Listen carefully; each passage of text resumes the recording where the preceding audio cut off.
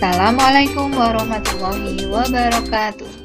Bertemu lagi dengan Lisani dalam pembelajaran Bahasa Indonesia kelas 6. Anak Soli kelas 6, hari ini kita akan membahas soal tentang tema 3. Hari ini kita akan belajar Bahasa Indonesia, yaitu latihan soal dan pembahasannya dari tema 3.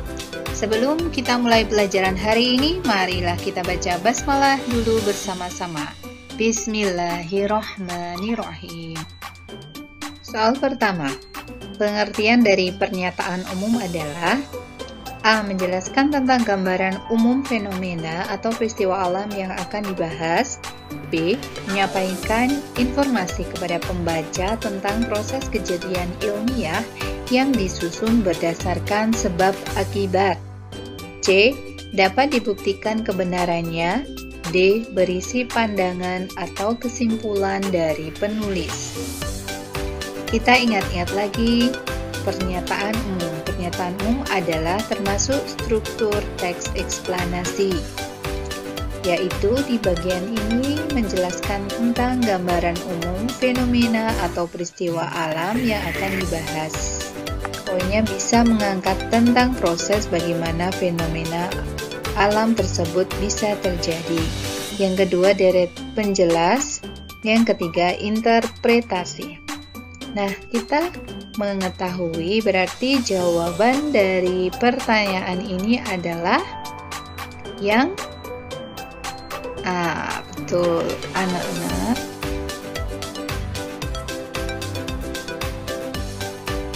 Soal selanjutnya, ibu membeli buah-buahan apel, melon, dan jeruk. Penggunaan tanda baca titik 2 terletak di titik-titik A setelah kata apel, B setelah kata buah-buahan, C sebelum kata buah-buahan, D sebelum kata melon. Nah, anak-anak, kita ingat kembali penggunaan tanda baca titik 2 dipakai pada akhir suatu pernyataan lengkap yang diikuti pemerincian atau penjelasan. Contoh, mereka memerlukan perabot rumah tangga titik 2, kursi, meja, dan lemari. Nah, kursi, meja, dan lemari ini menjelaskan perabot rumah tangga. Jadi kita beri titik 2 sebelum kursi dan setelah rumah tangga. Perabot rumah tangga apa saja? Titik 2, kursi, koma, meja, koma, dan lemari. Nah, tanda titik 2 tidak dipakai jika perincian atau penjelasan itu merupakan pelengkap yang mengakhiri pernyataan. Contoh, kita memerlukan kursi, meja, dan lemari. Nah, itu kalimat ini tidak memerlukan tanda titik 2 karena tidak ada yang menjelaskan perabot rumah tangga seperti yang contoh di atas. Jadi, dia langsung tanpa ada titik 2. Nah, dari penjelasan tadi kita mengetahui bahwa seharusnya titik 2 terletak di setelah kata buah-buahan. Jadi, jawaban pada soal ini adalah yang B. Paham ya, anak-anak? Soal selanjutnya. Hore, aku jadi juara kelas. Tanda baca yang tepat setelah kata hore dan di akhir kalimat adalah A, koma dan titik, B, titik dan koma, C, koma dan seru, D, titik dan tanya. Mari kita ingat lagi fungsi dari tanda titik dan tanda koma. Tanda titik adalah dipakai sebagai akhir dari sebuah pernyataan. Nah, berarti dalam kalimat di atas, hore aku jadi juara, tentu saja di akhir kalimat harus menggunakan tanda titik. Selanjutnya, tanda koma dipakai untuk memisahkan partikel dengan inti kalimat. Contoh, wah, koma, ternyata pemandangan di sini tak kalah indahnya. Nah, di sini ada pada soal kita lihat ada kata hore. Sebelum kata hore, seharusnya kita beri tanda koma. Jadi jawabannya adalah ya A, koma, hore koma, dan aku jadi juara kelas titik. Paham ya anak-anak?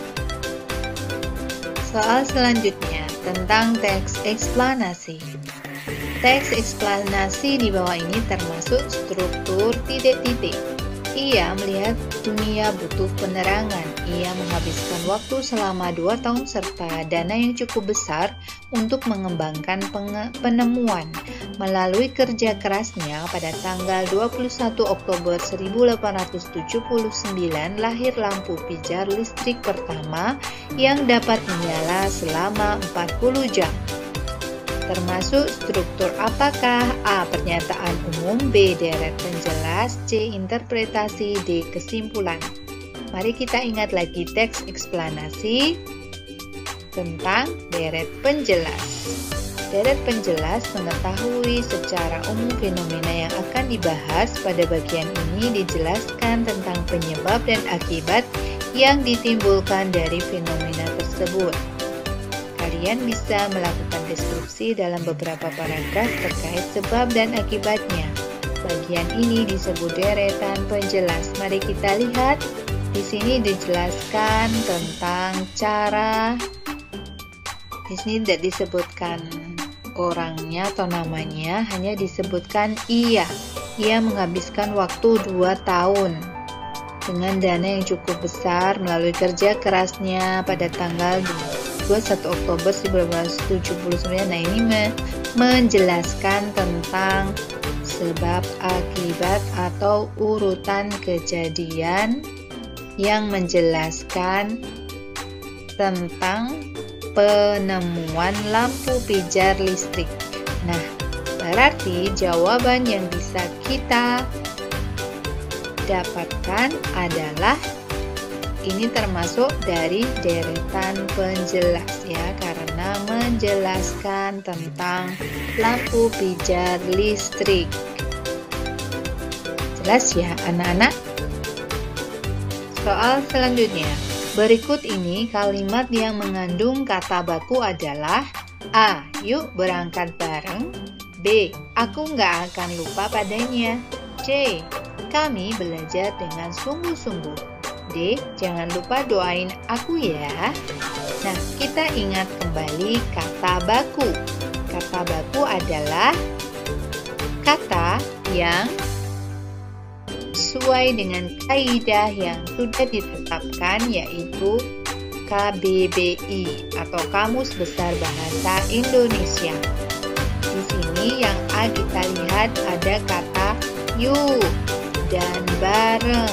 Nah, biasanya kata baku itu dalam suatu keadaan yang resmi, sedangkan tidak baku dalam percakapan sehari-hari. Di sini ada kata yuk dan bareng. Bareng di sini tidak baku, seharusnya bersama-sama. Selanjutnya, kita lihat yang B. Ada kata aku nggak akan lupa padanya. Ada kata nggak. Di sini tentu saja nggak itu bukan kata baku. Yang baku seharusnya adalah tidak. Yang C. Kami belajar dengan sungguh-sungguh. Tidak kita temukan kata yang tidak baku. Yang D, jangan lupa doain aku ya. Ada kata doain. Nah, di sini bukan kata baku. Jadi jawaban yang kita temukan yang mengandung kata baku adalah yang C. Kami belajar dengan sungguh-sungguh. Nah, anak solih, demikian pembelajaran hari ini. Semoga bermanfaat. Terima kasih atas perhatiannya. Jangan lupa belajar dan tetap semangat ibadahnya. Assalamualaikum warahmatullahi wabarakatuh.